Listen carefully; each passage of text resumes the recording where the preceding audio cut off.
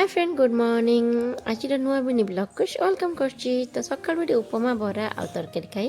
सकाळ tiffin T शेष करूँ तो ये झील जाइए डांस क्लास तो तापर आने टाइम होता ता बाबा आने जाऊे पुअटी मत हैरान कर बाबा कहले रेडी करदे मुझे सांग नहीं जी ता भर आम आसला भितर तू तोर सब कम सारी तो सी माने पुओ आ बाबा पलि जाते माने मार्केट तापर मु गाधे पाधे सब कम सारी मु लगी पड़ी आज रोसे कम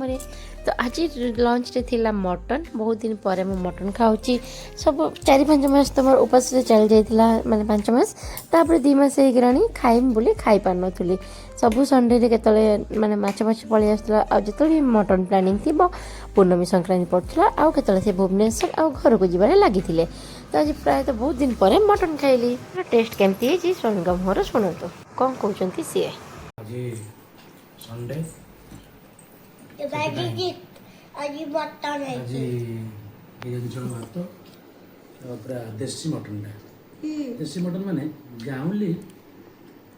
छेली गाँवली खासी देखा टे केमती लगुच गरम होता मुझे खाई पार नी टे ठंडा पड़ आसला टे चाखा